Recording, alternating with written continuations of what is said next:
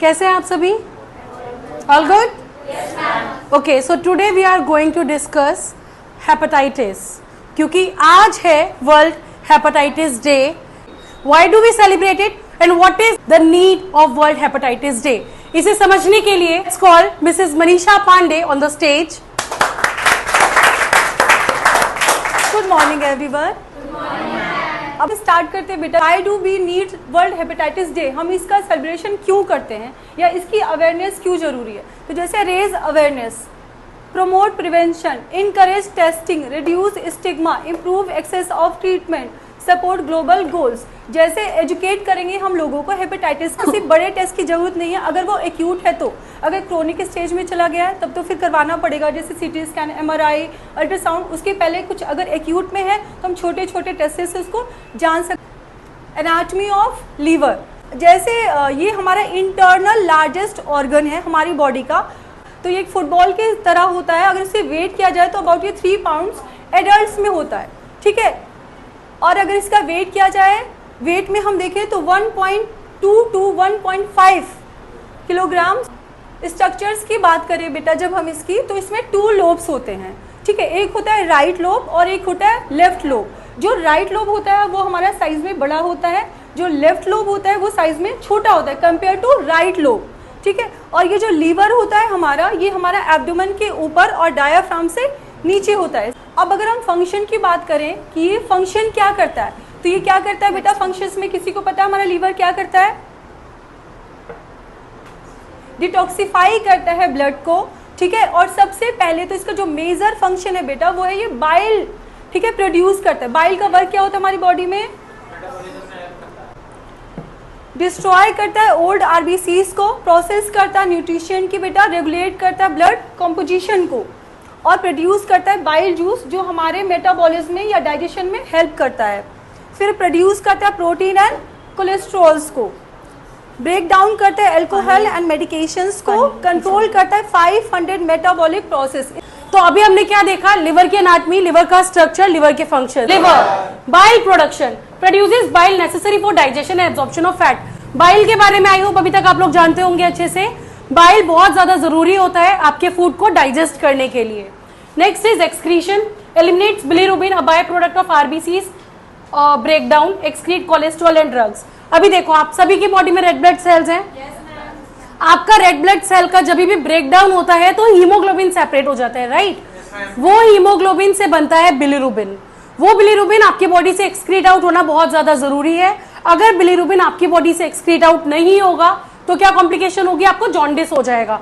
Jaundice के बारे में जानते हैं, yellow discoloration of skin, sclera, nails, ये सारी कंडीशंस जानते हैं. ये कब होगा? जब लिवर अपना फंक्शन प्रॉपर्ली नहीं करेगा. Is it clear? लिवर का फंक्शन जानते हैं आप सभी, ठीक है. Next, storage. लिवर सबसे ज्यादा इंपॉर्टेंट रोल प्ले करता है आपके विटामिन्स को स्टोर करने के लिए. And which vitamins? Vitamin A, D, E, K and B12 and minerals. आपके आयरन और कॉपर को स्टोर करने के लिए भी लिवर बहुत जरूरी होता है. सिंथेसिस, लिवर के अंदर sizes albumin and clotting factors. आपके बॉडी में जो प्रोटीन्स होते हैं वो कहाँ सिंथेसाइज होते हैं? आपके लिवर में. Immune function, contain Kupffer cells and destroy pathogens and worn out blood cells. आपके इम्यून सिस्टम में भी लिवर बहुत इंपॉर्टेंट रोल प्ले करता है. जो कफर सेल्स होते हैं ये पैथोजेंस को किल करने का काम करते हैं. Is it clear? आपके बॉडी में अगर कोई भी माइक्रो ऑर्गेनिज्म एंटर करेगा तो आपके इम्यून सेल्स एक्टिवेट हो जाएंगे और वो जाके उस पैथोजन को किल करेंगे. रेगुलेशन, लिवर आपके ब्लड ग्लूकोज लेवल को रेगुलेट करते हैं और आपके ब्लड क्लॉटिंग फैक्टर्स को रेगुलेट करते हैं. अभी ये समझो ये आपके ब्लड ग्लूकोज लेवल को कैसे रेगुलेट कर रहा है. देखो, लेट्स से किसी पर्सन ने अभी चॉकलेट खाई है, उस पर्सन का ब्लड ग्लूकोज लेवल स्पाइक होगा. जो चॉकलेट की जो ग्लूकोज थी वो बॉडी के अंदर गई और ब्लड स्ट्रीम के अंदर रेज हो गई, लेट्स से बढ़ गई ब्लड के अंदर, ठीक है. अब ये जो इंक्रीज ब्लड ग्लूकोज लेवल है इसको कंट्रोल करने के लिए कौन आएंगे? आपके इंसुलिन. ग्लूकागॉन बनवा देगा. क्या बनवा देगा? वो ग्लूकागॉन स्टोर कहाँ हो रहा है? आपके लिवर में हो रहा है. तो अगर लिवर ही नहीं होगा तो ग्लूकागॉन स्टोर नहीं हो पाएगा और आपके ब्लड ग्लूकोज लेवल हमेशा स्पाइक अप रहेंगे.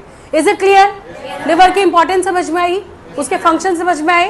Let's move forward. Okay students, now let's discuss about hepatitis. Hepatitis word को अगर हम बहुत ध्यान से देखेंगे तो यहाँ हमें मिलेगा हिपैट और itis. Hepat means your liver. Itis अगर किसी भी वर्ड के एंड में आता है तो ये सफिक्स इंडिकेट करता है इन्फ्लामेशन को, ठीक है। तो inflammation of liver, inflammation of the liver caused by various factors, यानी कि इन्फ्लामेशन जो है लिवर की वो बहुत सारे फैक्टर्स की वजह से हो सकती है, including the viral infections, toxins and auto immune responses.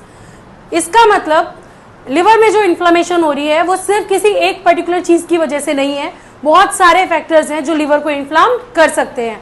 Inflammation का मतलब जानते हैं आप सभी लोग? इज देयर एनीवन जिसे नहीं समझ में आ रहा इन्फ्लामेशन क्या है? You can raise your hand. Raise करो अगर नहीं आता तो। यानी स्वेलिंग, इसके भी बहुत सारे स्टेजेस होते हैं और ये आपके लिवर को परमानेंटली डैमेज भी कर सकता है, ठीक है। तो लिवर की इन्फ्लामेशन के बहुत सारे रीजंस हैं। वायरल हेपेटाइटिस हो सकता है, अल्कोहलिक हेपेटाइटिस हो सकता है, नॉन अल्कोहलिक हेपेटाइटिस हो सकता है, ठीक है। इम्पैक्ट, अभी अगर लिवर इन्फ्लाम्ड हो भी गया, लिवर में स्वेलिंग हो भी गई, तो उसके इम्पैक्ट्स क्या है वो समझते हैं। Can impair liver functions, definitely अगर लिवर में इन्फ्लामेशन है, लिवर स्वेल्ड अप है, तो वो अपने फंक्शन प्रॉपर्ली नहीं कर पाएगा। Secondly, leading to severe conditions like cirrhosis. Cirrhosis एक ऐसी कंडीशन है जिसमें आपके लिवर जो टिश्यूज हैं वो डैमेज हो जाते हैं। अब अगर टिश्यूज डैमेज हो गए हैं तो लिवर अपना फंक्शन अच्छे से करेगा? नहीं करेगा। Liver failure and liver cancer, ये इसकी कुछ स्टेजेस है हेपेटाइटिस की। जैसे इनिशियली क्या होगा, सबसे पहले इन्फ्लामेशन होगी, फिर सिरोसिस होगा, फिर लिवर फेलियर हो जाएगा और फिर लिवर कैंसर हो जाएगा। समझ में आया? Next slide. लिवर सिरोसिस को अगर हम ध्यान से समझेंगे, liver cirrhosis is a late stage liver disease characterized by replacement of healthy liver tissue with scar tissue, यानी कि fibrosis leading to loss of liver function. Liver cirrhosis एक late stage liver disease है, यानी कि later stage पे develop होगी, ठीक है। इस कंडीशन में क्या होगा, जो आपके लिवर टिश्यूज हैं, जो हेल्दी लिवर टिश्यूज हैं, वो रिप्लेस हो जाएंगे डैमेज लिवर टिश्यूज के साथ, जिसकी वजह से liver will not be able to function properly, okay. Cirrhosis नहीं ना, बहुत सारी ऐसी कंडीशंस होनी चाहिए। लेट्स से अगर किसी ने लॉन्ग टर्म बहुत ज्यादा अल्कोहल कंज्यूम किया है, तो उस कंडीशन में देयर आर हाई चांसेस कि पर्सन का लिवर डैमेज हो जाएगा और पर्सन को लिवर सिरोसिस होगा। लिवर सिरोसिस का मतलब सबको समझ में आता है अभी, यानी कि लिवर के जो टिश्यूज है वो डैमेज हो जाएंगे, जिसकी वजह से लिवर अपना फंक्शन नहीं कर पाएगा। नॉन अल्कोहलिक हेपेटाइटिस, अल्कोहलिक है यानी अल्कोहल का इससे कोई रिलेशन नहीं है, लेकिन कुछ और टॉक्सिन्स आपके लिवर को अफेक्ट कर रहे हैं। इसका इन्फेक्शन लॉन्ग ड्यूरेशन के लिए, लॉन्ग टर्म में है, तो आप उसे क्रॉनिक बोलोगे, ठीक है। अगर लिवर में एक्यूट इन्फ्लामेशन हुई है, यानी कि बहुत शॉर्ट टर्म के लिए इन्फ्लामेशन यानी स्वेलिंग हुई है लिवर में, तो ये रिवर्सिबल है। यानी कि अगर आप अपनी लाइफस्टाइल हेल्दी रखते हो, मेडिकेशंस लेते हो टाइमली, तो ये जो कंडीशन है ये रिवर्स हो जाएगी। अगर क्रॉनिक इन्फ्लामेशन, अब एक्यूट थी, एक्यूट के बाद क्या होगा, क्रॉनिक होगा, लंबे समय तक रहेगी इन्फ्लामेशन, है ना, तो ये भी रिवर्सिबल, आप इसे भी चेंज कर सकते हो हेल्दी लाइफस्टाइल अडेप्ट करके, अच्छी मेडिसिन लेके, इन सारी चीजों से आप इसको रिवर्स कर सकते हो। बट अगर क्रॉनिक इन्फ्लामेशन के बाद परमानेंट डैमेज होता है सिरोसिस की कंडीशन में, यानी लिवर के जो टिश्यूज है उनमें डैमेज होता है बहुत ज्यादा, तो ये कंडीशन हमारी सिरोसिस कहलाती है और ये परमानेंट डैमेज कॉज करेगी आपके लिवर को, आप इसे रिवर्स नहीं कर सकते। इसके बाद एंड स्टेज, जिसे डिजीज इज टर्मिनल, ये परमानेंट डैमेज कॉज कर देगा, जहां लिवर कैंसर भी हो जाएगा। Is it clear? अगर किसी भी पेशेंट को एक्यूट इन्फ्लेमेशन होती है तो वो रिवर्सिबल है, यानी कि वो पर्सन वापस से ठीक हो सकता है। अगर किसी पर्सन को क्रॉनिक इन्फ्लेमेशन होती है तो स्टिल वो रिवर्सिबल है, वो पर्सन कभी भी ठीक हो सकता है। बट अगर सिरोसिस की कंडीशन आ गई, टिश्यूज हैं, अगर वो डैमेज हो गए तो ये रिवर्सिबल नहीं है, और अगर लास्ट स्टेज पे कैंसर हो गया तो ये बिल्कुल भी रिवर्सिबल नहीं है, ठीक है, ये परमानेंट डैमेज कॉज कर देगा। Now let's discuss causes of hepatitis. तो सी, एक होता है वायरल हेपेटाइटिस, जिसमें यहाँ पे 5 टाइप के वायरसेस है। कितने टाइप के? ABCDE, बोलो ABCDE। अल्कोहलिक हेपेटाइटिस, विच हेपेटाइटिस? हेपेटाइटिस, ये मैंने आपको बता दिया था, अगर कोई भी पर्सन बहुत ज्यादा अल्कोहल का कंजप्शन करेगा तो उस कंडीशन में चांसेस है कि पेशेंट का जो लिवर है वो डैमेज हो जाएगा। अल्कोहलिक हेपेटाइटिस को अगर हम देखें तो इसके कॉजेज है इन्फ्लेमेशन ऑफ लिवर। अल्कोहल का कंजप्शन नहीं करेंगे, या अगर कोई पर्सन कर रहा है, अगर वो रोक देगा तो स्टिल देयर आर चांसेस कि वो पर्सन रिकवर कर जाए, ठीक है। Next slide. Next is non alcoholic fatty liver disease. अभी कितने लोगों ने सुना है फैटी लिवर? बहुत कॉमन हो गया है ना, बाहर जो तुम चिली पराठो, मोमोज, पिज्जा ये सब खाते हो ना, इन सब की वजह से भी तुम्हारे लिवर पे डैमेज होता है और लिवर फैटी हो जाता है। Fat accumulation in the liver, जो मैंने भी तुम लोगों को बताया, जितना भी तुम जंक फूड खाते हो उससे फैट एक्यूमुलेट होगा लिवर में। फैट इकट्ठा होगा लिवर में, एक्यूमुलेट मतलब इकट्ठा होना। Non alcoholic fatty liver disease, सुन के ही समझ में आ रहा है कि ये अल्कोहल से तो रिलेटेड नहीं है। Second, often associated with obesity, type 2 diabetes and metabolic syndrome. ये कुछ कंडीशंस है जिसके साथ non alcoholic fatty liver disease associated है। ओबेसिटी मतलब बहुत ज्यादा मोटापा, उस कंडीशन में फैट बहुत ज्यादा होगा बॉडी के अंदर। Second is type 2 diabetes. Type 2 diabetes में कैसे करें? Healthy diet, regular exercise, managing underlying health conditions. Effect हो गया है वी कैन से, जो वो हमारी बॉडी के सेल्स को या फॉरेन सेल्स को डिफरेंशिएट नहीं कर पा रहे हैं। वैसे तो हमारे इम्यून सिस्टम को बाहर से अगर कोई एंटीजन बॉडी के अंदर एंटर करता है उस पर अटैक करना चाहिए, बट इस कंडीशन में हमारा इम्यून सिस्टम इसको ठीक से डिफरेंशिएट नहीं कर पाते और हमारे ही लिवर पे अटैक करता है। ठीक है, इसके कॉजेज है immune system mistakenly attacks liver cells, मतलब इसने अपने ही सेल्स पर अटैक कर दिया। ट्रांसमिशन, ये भी कंटेजियस तो नहीं है, यानी अगर मेरा इम्यून सिस्टम मेरे सेल्स पर अटैक कर रहा है तो आपको तो मुझसे बीमारी नहीं होगी, right. Second is exact cause of immune response is unknown. Disease, Wilson's disease एक जेनेटिक डिसऑर्डर है जिसमें जो कॉपर है उसका मेटाबॉलिज्म प्रॉपरली नहीं हो पाता है और कॉपर आपके लिवर के अंदर आके एक्यूमुलेट हो जाता है, यानी इकट्ठा हो जाता है। एक्यूमुलेट मीन्स इकट्ठा हो जाना। ठीक है, तो लेट्स सी इसके कॉजेज क्या है। जेनेटिक डिसऑर्डर है, एज आई टोल्ड यू। इसमें क्या होगा? कॉपर एक्यूमुलेट हो जाएगा आपके लिवर में due to defective copper metabolism. Copper का जो मेटाबॉलिज्म है वो प्रॉपरली नहीं हो रहा है, जिस वजह से कॉपर एक्यूमुलेट हो रहा है आपके लिवर में। कहाँ? लिवर में। और इस कंडीशन को हम क्या बोलते हैं? Wilson's disease. क्या बोलते हैं? और ये कंडीशन कैसी है? अडेप्टिव है या जेनेटिक है? जेनेटिक है। ठीक। ट्रांसमिशन कैसे होगा? इनहेरिटेड कंडीशन है, यानी कि पहले आपके पेरेंट्स को होती है और फिर आपको ही है। Firstly we will discuss hepatitis A virus. तो हम उससे कैसे इन्फेक्ट होंगे? अगर हम कंटामिनेटेड फूड या कंटामिनेटेड वाटर कंज्यूम करते हैं तो। ठीक है, यानी ऐसा फूड और ऐसा वाटर जिसमें already hepatitis A virus present है। कुछ लोग जो नॉन वेजिटेरियंस हैं वो लोग शेलफिश कंज्यूम करते हैं, और लेकिन अगर वो शेलफिश ग्रो हुई है कंटामिनेटेड वाटर में तो डेफिनेटली शेलफिश भी कंटामिनेटेड होगी। कंटामिनेटेड का मतलब है इन्फेक्टेड, यानी वहां पे वायरस प्रेजेंट होगा। ठीक है, अभी समझ आ रहा है कंटामिनेटेड का मतलब? आरएनए वायरस है, सिर्फ एक वायरस जो डीएनए वायरस है, that is your hepatitis B virus. कौन सा वायरस? और जो मैंने अभी तुम्हें ट्रांसमिशन बताया ना कि ये कंटामिनेटेड फूड और वाटर के थ्रू फैलता है, या फिर कंटामिनेटेड वाटर में अगर हार्वेस्ट की गई है शेलफिश, अगर आप उसे कंज्यूम करते हो तो ये वैसे फैलता है। तो hepatitis A and E R same. ठीक है, अभी हम ए पढ़ रहे हैं, लेटर हम ई भी पढ़ेंगे, बट ये दोनों सेम है। ठीक है, incubation period is 2 to 6 weeks. अगर आज मैं इस वायरस से एक्सपोज हुई हूँ, आज ये वायरस मेरी बॉडी में गया है, आज से लेकर इस वायरस के सिम्टम्स मुझे कब दिखेंगे, तब तक का जो पीरियड है हम इसे क्या बोलते हैं? Incubation period. Incubation let's say अगर आज मैंने कुछ कंटामिनेटेड खा लिया जिसमें हेपेटाइटिस ए वायरस था, आज से लेकर ये वायरस जब मुझे इन्फेक्ट कर देगा और मेरी बॉडी में इसके सिम्टम्स दिखने शुरू हो जाएंगे, इस पूरे ड्यूरेशन को हम बोलते हैं इंक्यूबेशन पीरियड। अच्छा, इस वायरस की एक बहुत अच्छी चीज है कि ये वायरस बहुत ज्यादा क्रॉनिक या फैटल नहीं है। अगर इस वायरस से आप इन्फेक्टेड हो भी जाते हो, आपकी बॉडी इससे फाइट कर लेगी और आप जल्दी ठीक हो जाओगे। और एक इसका प्लस पॉइंट क्या है? अगर आप एक बार ठीक हो गए ना, आपकी बॉडी में लाइफ टाइम के आईजीजी एंटीबॉडीज बना लेगी, यानी इस पर्सन को ये इन्फेक्शन कभी भी रीअकर नहीं होगा। ठीक है, rest and supportive treatment is given, यानी कि देखो मैंने आपको बताया कि आपकी बॉडी खुद इससे फाइट कर रही है, तो आपको कोई मेडिसिन लेने की जरूरत है? नहीं है। पर आपको क्या जरूरत है? प्रॉपर रेस्ट करने की और सपोर्टिव ट्रीटमेंट लेने की। मतलब आपको होपलेस नहीं होना, नेगेटिव थॉट्स नहीं लाने। ठीक है, आपको आपके अराउंड एक सपोर्टिव एनवायरनमेंट चाहिए और प्रॉपर रेस्ट करना है, सो दैट आपकी बॉडी एबल हो उस वायरस से खुद फाइट करने के लिए। अगर कोई पर्सन है जो ऑलरेडी इन्फेक्टेड है, ठीक है, अभी क्या किया जाए, और उसकी बॉडी उतनी स्ट्रांग भी नहीं है, उसकी बॉडी में इतनी इम्यूनिटी भी नहीं है कि उसकी बॉडी खुद उस वायरस से फाइट करे, तो हम आर्टिफिशियली एंटीबॉडीज उस पर्सन की बॉडी में एडमिनिस्ट्रेट करते हैं। ठीक है, समझे? मतलब हमने क्या किया, एंटीबॉडीज बाहर से ली, जिसे हम पैसिव एक्वायर्ड इम्यूनिटी भी बोलते हैं, आप लोगों ने पढ़ा होगा पहले। इस कंडीशन में क्या होगा, हमने बाहर से एंटीबॉडीज ली और उस पर्सन की बॉडी के अंदर इंड्यूस कर दी, सो दैट उस पर्सन की अब जो इम्यूनिटी है वो बूस्ट हो जाएगी और वो ज्यादा से ज्यादा जल्दी उस इन्फेक्शन से फाइट करेगा। Next is hand hygiene and sanitization is important.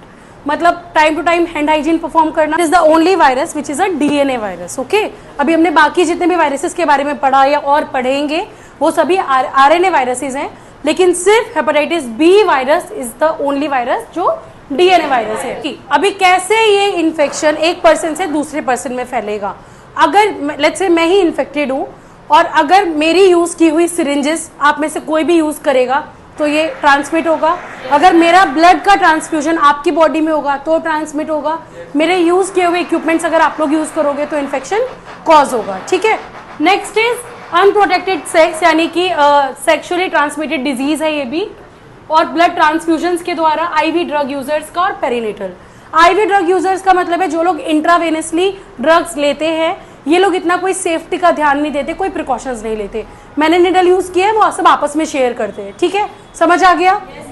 Tattoo अगर आप कराते हो, आप लोकली कहीं से भी कराते हो, तो वो लोग जनरली क्या करते हैं, जो निडल्स हैं उनको चेंज नहीं करते हैं। तो उसकी वजह से क्या होगा, आपसे पहले उन्होंने जो टैटू बनाया था जिस पर्सन का, सेम निडल यूज करेंगे आपके टैटू के लिए। 95% जो इन्फेक्शंस होते हैं वो इन्फेंट्स को होते हैं या चाइल्डहुड में हो जाते हैं। अगर किसी पर्सन को क्रॉनिक हेपेटाइटिस है, जो पर्सन हेपेटाइटिस बी से इन्फेक्टेड है, उसको अर्ली स्टेज पे कोई भी सिम्टम शो नहीं होंगे, बट धीरे धीरे पता चलेगा उस पर्सन को लिवर सिरोसिस या लिवर कैंसर है। इंक्यूबेशन डायग्नोसिस हम कैसे परफॉर्म करेंगे? हेपेटाइटिस बी के लिए अगर कोई भी पर्सन हेपेटाइटिस बी से इन्फेक्टेड है तो उसका जो एंटीजन है हम उसे हेपेटाइटिस बी सरफेस एंटीजन भी बोलते हैं।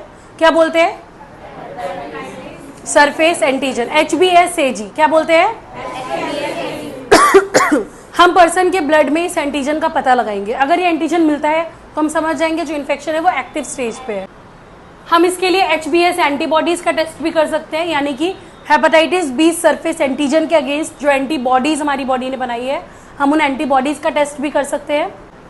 ट्रीटमेंट फॉर क्रॉनिक, अगर कोई भी पर्सन है जो क्रॉनिकली इल है, जिसको क्रॉनिक इन्फेक्शन हुआ है, हम उसको कैसे ट्रीट करेंगे? एंटीवायरल्स दे सकते हैं, इंटरफेरॉन अल्फा इंजेक्शंस देंगे, लिवर मॉनिटर करेंगे उसका, और लिवर ट्रांसप्लांट भी कर सकते हैं इन एक्सट्रीम केस। अगर किसी का लिवर परमानेंटली डैमेज हो चुका है तो उस कंडीशन में हम उसका लिवर ट्रांसप्लांट कर देंगे, but it is not curable. ये जो ट्रीटमेंट है ये हम सिर्फ इसलिए दे रहे हैं ताकि जो वायरस का जो इम्पैक्ट है वो थोड़ा कम हो जाए और पर्सन हेल्दी स्टेज पे रहे, बट ये कम्प्लीटली क्योर नहीं है। Hepatitis B vaccine given soon after birth. Hepatitis A virus and E virus are same. ये दोनों कंटामिनेटेड फूड एंड वाटर से ट्रांसमिट होते हैं। बी, सी और डी ब्लड इन्फेक्शंस हैं। अगर आप ब्लड प्रोडक्ट्स यूज कर रहे हो या फिर निडल्स यूज कर रहे हो तो उससे ये ट्रांसमिट हो जाएगा। ब्लड कॉन्टैक्ट, जैसे शेयरिंग निडल्स, या फिर बॉयज क्या करते हैं, रेजर्स भी शेयर कर लेते हैं, है ना। तो ये चीज़ें शेयर करने से क्या होगा, जो इन्फेक्शन है वो ज़्यादा स्प्रेड होगा। Less commonly through sexual contact और फ्रॉम मदर टू चाइल्ड। ये पेरीनेटल नहीं ट्रांसमिट होगा और बहुत लेस कॉमनली है कि ये सेक्सुअली ये इन्फेक्शन ट्रांसमिट हो। इंक्यूबेशन पीरियड इसका 2 to 26 वीक्स है। जेनेटिक मटेरियल RNA है। सीवियरिटी ये एक्यूट और क्रॉनिक दोनों ही हो सकता है। Chronic infection, cirrhosis and liver cancer if left untreated. अगर हम चाहते हैं कि हम इससे प्रिवेंटेड रहे तो पहली चीज़ तो वैक्सीन ही नहीं है कि आपकी बॉडी में पहले से इसकी इम्यूनिटी होगी, ये चांस ही नहीं करो। जैसे निडल्स हो गया, खैर अब तो बहुत स्ट्रिक्ट गाइडलाइंस है कि करनी ही नहीं है, बट ये कोशिश कर सकते हैं बॉयज़ के आपस में जो रेजर्स हैं वो शेयर ना करें, या फिर किसी भी लोकल जगह से आप टैटूइंग वगैरह ना करवाएं। हेपेटाइटिस सी वायरस का आपको ट्रीटमेंट मिलता है तो कि आप अच्छे से क्योर हो जाओगे। Regular monitoring for liver health. Hepatitis D virus से वही लोग इन्फेक्टेड होंगे जो हेपेटाइटिस बी से इन्फेक्टेड थे, इसे हम HDV भी बोलते हैं। Occurs only in those already infected with hepatitis B, spread through blood contact. Incubation period is 1 to 4 months। Genetic material is RNA virus. Prevention, vaccine against hepatitis B virus. Hepatitis D antigen का test करोगे। Anti HDV, जहां anti दिखेगा वहां antibody की बात हो रही है, तो आप एंटीजन भी टेस्ट करोगे। पेशेंट के ब्लड में फोकस करना है कि आप हेपेटाइटिस बी को कंट्रोल करो। अगर बी कंट्रोल हो गया तो डी अपने आप कंट्रोल हो जाएगा। हेपेटाइटिस ई वायरस, ये हमारा लास्ट वायरस है। अभी हमने 5 वायरसेस पढ़ने हैं टोटल, जिसमें से 4 पढ़ चुके हैं। This is our last. Hepatitis E virus को हम HEV भी बोलते हैं। इसका जो ट्रांसमिशन का रूट है वो भी सेम है, एक ही तरह जैसे मैंने आपको बताया था, फीकल ओरल रूट के थ्रू ये स्प्रेड होगा। Rate increases with age affecting adult over 50। यानी ये जो वायरस है ये अफेक्ट करेगा मेनली उन लोगों को जो 50 से अबव है। इन्फेक्शन टाइप एक्यूट होगा, incubation period is 2 to 8 weeks. Hepatitis A virus is single standard RNA virus. Virus majority में जो लोग हैं वो इस वायरस से क्योर हो जाते हैं, बट अगर ये वायरस किसी प्रेग्नेंट लेडी को इन्फेक्ट करता है, जिसे हम फल्मिनेंट हेपेटाइटिस भी बोलते हैं, यानी कि ये कॉज करेगा एक्यूट लिवर डैमेज को प्रेग्नेंट वुमेन में, समझ आया? उस कंडीशन में ये वायरस बहुत ज्यादा सीवियर हो सकता है। इबेफ्रेविन and interferon can be given in immunosuppressed people. हम ये दे सकते हैं उन लोगों को जिनका इम्यून सिस्टम बहुत ज्यादा सप्रेस्ड है। तो हमें सिम्टम्स कैसे पता चलेंगे कि हमें हेपेटाइटिस हुआ है? तो उसके कुछ कॉमन सिम्टम भी होते हैं हमें, जैसे नॉर्मल फटीग हो जाएगा, नोजिया हो गया, वॉमिटिंग हो रही है, आपके जॉइंट्स में पेन हो जाएगा, ठीक है? तो ये अगर ये सारे सिम्टम्स दिख रहे हैं हमें, nausea, vomiting, flu like symptoms होंगे। जैसे बॉडी टेम्परेचर है, फीवर में जैसे आपका बॉडी टेम्परेचर हाई हो जाता है, वैसे ही इसमें भी हो जाता है। कुछ डाइजेस्टिव सिस्टम्स में भी हमें सिम्टम्स देखने को मिलते हैं, क्योंकि जैसे आपके लीवर में यहाँ पे क्या हुआ, स्वेलन हुई है, ठीक है, तभी आपको हेपेटाइटिस हुआ है, जिसकी वजह से क्या होगा बेटा, स्पेशली क्या होगा, जो आपका अपर राइट क्वाड्रेंट, जो अपर राइट पोर्शन होता है, उधर आपके पेन ज़्यादा होगा, ठीक है? जो आपका डाइजेशन है वो सही से नहीं होगा। जब डाइजेशन सही से नहीं होगा तो जो स्टूल पास करेंगे वो भी सही से नहीं होगा, उसका जो कलर होगा वो भी चेंज हो जाता है, ठीक है? वो भी आपका वाइट कलर का हो जाता है। वह अगर हमें कुछ और सिम्टम्स देखने हैं तो जैसे जॉइंट पेन हो जाएगा, वेट लॉस क्यों हो रहा है? क्योंकि जब आपको डाइजेशन सही से नहीं हो रहा तो आप वेट गेन कैसे करोगे? आप कितना भी न्यूट्रिशियस फूड खा लोगे, वेट गेन नहीं कर पाओगे, तो आपको क्या होगा बेटा, वेट लॉस हो जाएगा। और जो आपका लीवर है वो साइज में इनलार्ज हो जाएगा, साइज में बड़ा हो जाएगा। अच्छा, जैसे हमने सिम्टम्स पढ़े, अब अगर वो सिम्टम्स हमें दिख रहे हैं हमारी बॉडी में तो हमें क्या करवाना है, टेस्ट करवाने हैं, ठीक है? अगर टेस्ट करवाने हैं तो कुछ टेस्ट हैं, जैसे ब्लड टेस्ट करवा लेंगे, कुछ टेस्ट करवाएंगे जैसे अल्ट्रासाउंड, सिटी स्कैन और एमआरआई। लास्ट है बेटा लीवर बायोप्सी। ये इन्वॉल्व करता है taking a small sample of liver tissue. इसमें से हम क्या करते हैं बेटा, हमारे लीवर से एक छोटा सा टिश्यू लेते हैं और उसका टेस्ट करवाया जाता है, जो माइक्रोस्कोपी उसका एग्जामिनेशन करता है। Help assess the extent of liver damage, inflammation and fibrosis, often use to evaluate chronic hepatitis and guide treatment of diseases. उसी के बेसिस पे ट्रीटमेंट दिया जाता है। अब कैसे बच सकते हैं हम इसे? तो पहला हो जाएगा बेटा यूनिवर्सल वैक्सीनेशन। सभी के लिए वैक्सीनेशन की ज़रूरत है। हेपेटाइटिस ए एंड बी का vaccinate children and high risk of adult. बच्चों का वैक्सीनेशन हमें जरूर करवाना चाहिए। Vaccinate new born of HIV infected mothers. जिनकी मदर्स में ये इन्फेक्शन है तो उन्हें भी ये वैक्सीनेशन करवा लेना चाहिए। पहले ऐसा नहीं था, लेकिन अभी क्या हो रहा है, गवर्नमेंट की तरफ से भी रूल आया है कि जो भी प्रेग्नेंट लेडीज़ हैं उनका भी वैक्सीनेशन कर दिया जाता है, जिससे ये चीज़ न्यू बॉर्न्स में ना हो। सेम निडल हमें दूसरे पेशेंट को यूज़ नहीं करनी है। सबसे ज़्यादा अफेक्टेड हो रहा है वो ब्लड के थ्रू हो रहा है, तो स्क्रीन ब्लड टेस्ट करना, टेस्ट ऑल ब्लड डोनेशंस। जब इक्विपमेंट, जितने भी इक्विपमेंट्स होंगे सभी के सभी को स्टराइल करना है, स्टरलाइजेशन अच्छे से होना चाहिए।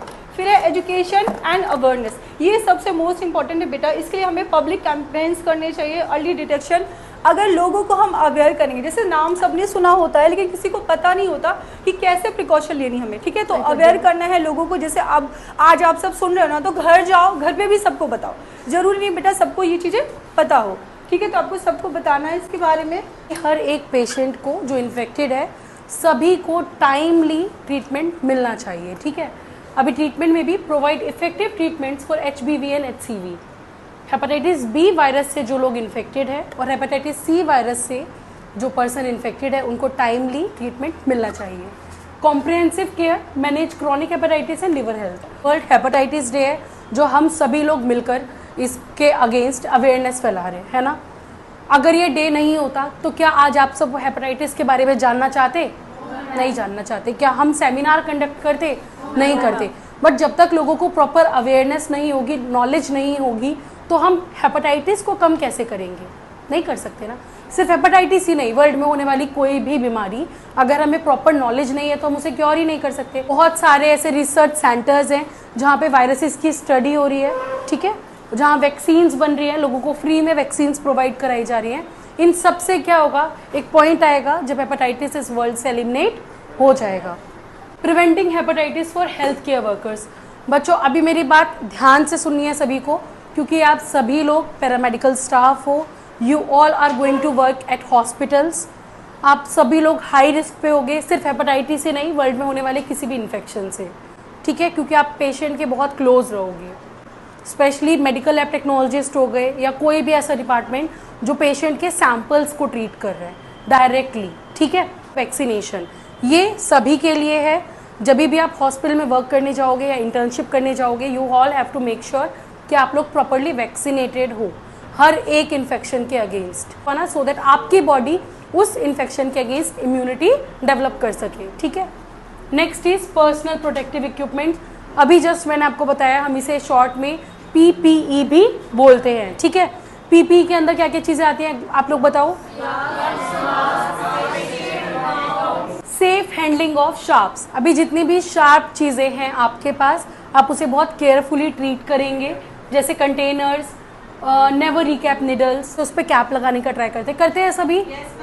नहीं करना है, उससे क्या होगा, वो जो निडल है वो आपको स्टिक होने के चांसेस है, हम इसको निडल स्टिक इंजरी भी बोलते हैं। तो हैंड हाइजीन बहुत ज्यादा जरूरी है, हमेशा इन जनरल भी ये प्रैक्टिसेस को फॉलो करना चाहिए। Blood and body fluid precautions, treat all blood and body fluid as infectious, definitely. Students, it's the quiz time now.